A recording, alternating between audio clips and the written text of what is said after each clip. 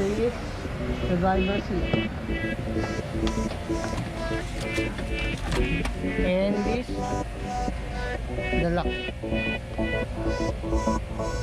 Click. And it's done. The second lock. Let's go.